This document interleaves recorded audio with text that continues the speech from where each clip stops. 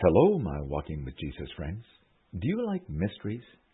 Yesterday, I left you in the most powerful throne room in the world 2,600 years ago with the most powerful man in the world. King Nebuchadnezzar was being given a briefing from a young Jewish man, Daniel, regarding a mysterious dream the king had experienced. The record of this event is found in Daniel chapter 2 in the Bible.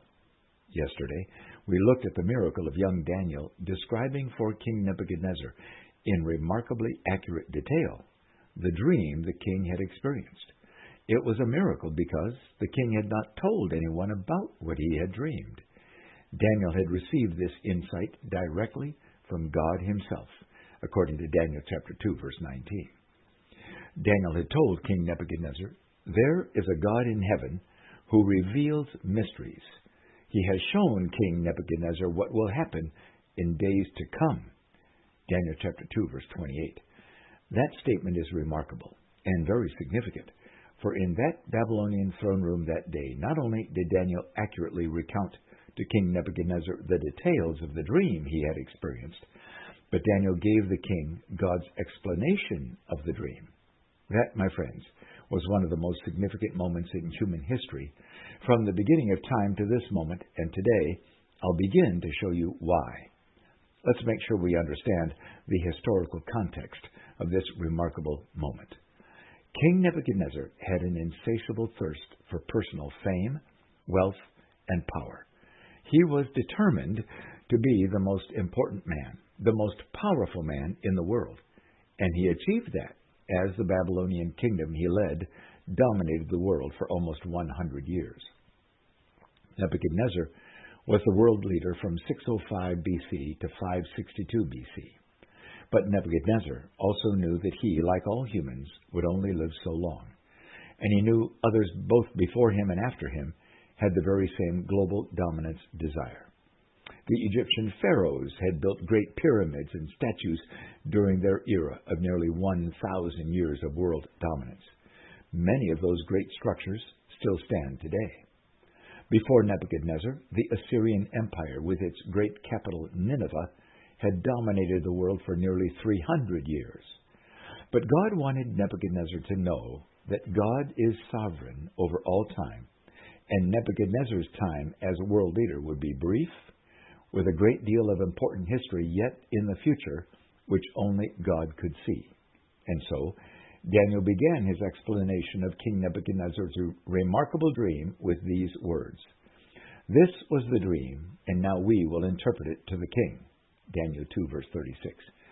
Did you notice Daniel said we? Who is we?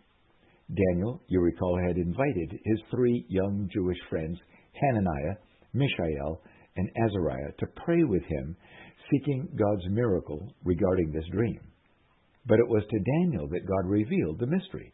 However, it appears Daniel brought his three friends with him into Nebuchadnezzar's court for this moment of truth and explanation of the dream.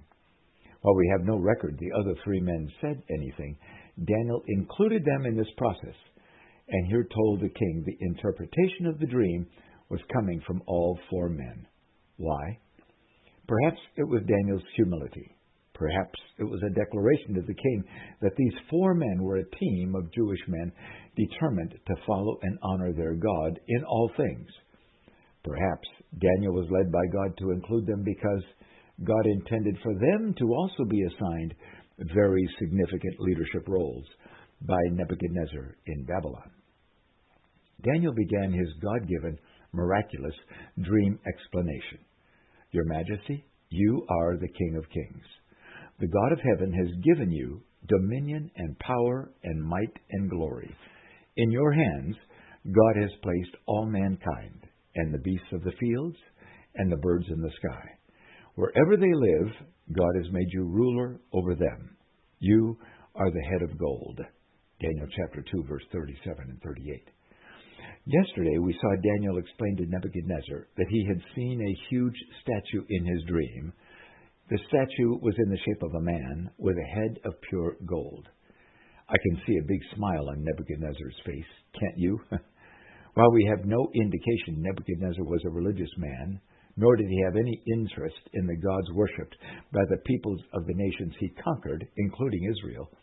Nebuchadnezzar was, I'm sure, delighted to hear that the God of Israel viewed him as the most powerful man in the world at that moment in history, and God was actually expecting Nebuchadnezzar to rule the whole world and rule it well.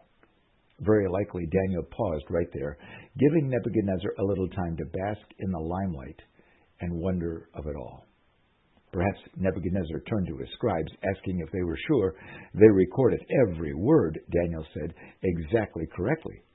Maybe Nebuchadnezzar even asked them to read back to him what they had recorded. Let's pause for a few seconds to consider how we respond to applause or accolades.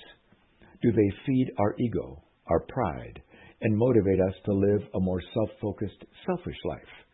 Or do we quickly turn our hearts and minds to giving God all the glory and thanks for anything He has enabled us and guided us to do that might be seen as helpful to our world? That was the warning of Moses to the Hebrews as they prepared to leave the desert and enter the land of promise. Do you remember? When you have eaten and are satisfied, praise the Lord your God for the good land He has given you. When you build fine houses and settle down, when your flocks and herds grow large, and your silver and gold increase, and all you have is multiplied, then your heart will become proud, and you will forget the Lord your God. But remember, it is the Lord who gives you the ability to produce wealth. Deuteronomy chapter 8. I don't know how long Daniel paused, but both Daniel and Nebuchadnezzar knew there was much more in the dream to be understood. Daniel continued, "After you, another kingdom will arise, inferior to yours. Next, a third kingdom, one of bronze, will rule over the whole earth. And finally, there will be a fourth kingdom." Let's pause right here, friends. It's going to take us 2 or 3 days to unpack all that Daniel said to Nebuchadnezzar. I'm sure you see God was giving Nebuchadnezzar a look into the future, a future totally unknown to Nebuchadnezzar, but absolutely clear to God. As I'll show you tomorrow, the future timeline God was describing to Nebuchadnezzar includes the year 2025, and even beyond into our future. Did you know that? Are you interested in knowing the future of our world as God knows it will be?